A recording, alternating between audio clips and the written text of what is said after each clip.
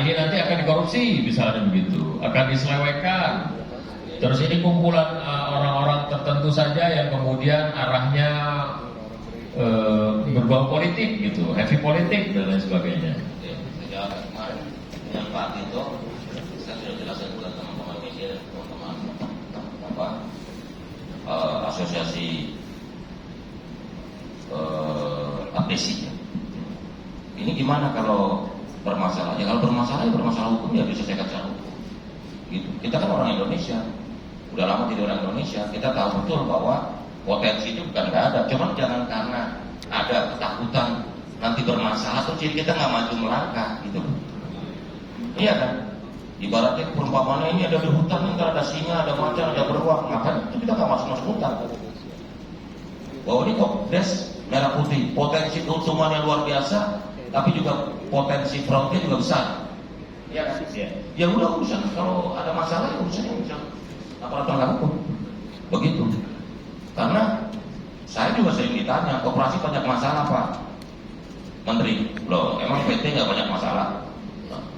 Sama juga, PT juga banyak bermasalah. Dan hari ini di forum ini saya ingin sampaikan, itu yang koperasi minyak goreng, minyak kita itu, saya sudah putuskan untuk dicabut NIK-nya dan dibekukan koperasinya. Boleh tepuk tangan dong, Bapak dan Ibu sekalian. Karena ini benar-benar merusak nama baik koperasi. Kita lagi nggak bilang koperasi sekarang baik, tapi maksud saya kita sedang menuju atau meningkatkan kepercayaan masyarakat terhadap koperasi. Kok ada oknum-oknum yang berkodok koperasi? Karena banyak sekali oknum-oknum rentenir lintah darat yang menggunakan koperasi sebagai alat untuk menipu masyarakat. Dan saya selalu tegaskan bahwa koperasi itu adalah usaha bersama yang memang berbasis kepentingan anggota. Koperasi boleh untung nggak? Koperasi bukan boleh untung, koperasi harus untung. Kalau koperasi nggak untung, kan kesejahteraan anggota nggak meningkat dong. Koperasi harus untung, yang nggak boleh cuma 3, nipu, markup dan fiktif. Kalau itu urusannya bukan nama Menteri Koperasi, tapi oleh aparat penegak hukum. Begitu. Baik, terima kasih. Pak Menteri Desa, Pak Yandri, kan slogan Pak Yandri ini membangun Indonesia dari desa, gitu kan? Ini paradigma ini nyambung nggak dengan pembentukan koperasi merah putih? Di mana posisi Kementerian Desa untuk menyukseskan proyek besar ini?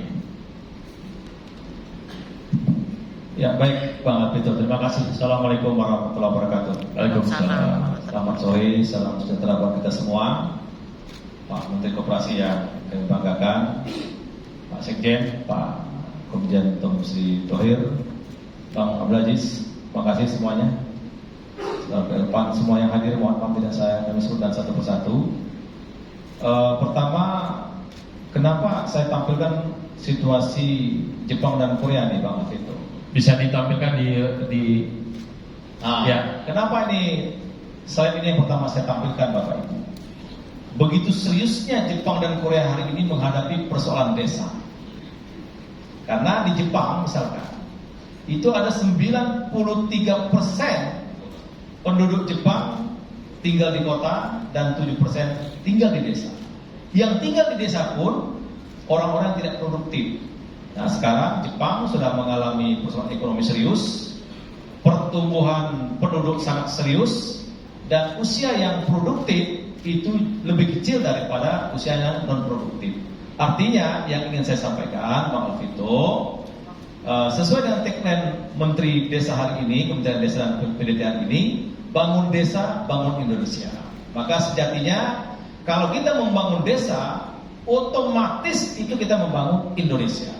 Kalau kita melupakan desa, tadi seperti kita melupakan koperasi selama 27 tahun, itu menurut saya sangat berbahaya. Maka kehadiran banyak pihak atau sumber-sumber ekonomi baru, apakah itu BUMDes, apakah itu koperasi desa merah putih, karena lokusnya atau tempatnya di desa, tentu Kementerian Desa dan PDT menyambut baik.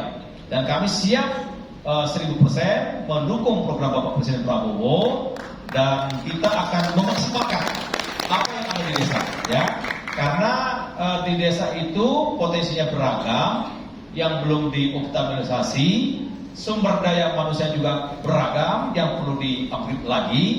Kemudian potensi-potensi yang ada di desa itu selama ini obstacle-nya belum jelas. Nah, mudah-mudahan dengan Kopdes Koperasi Desa Merah Putih ini bisa menjawab itu semua.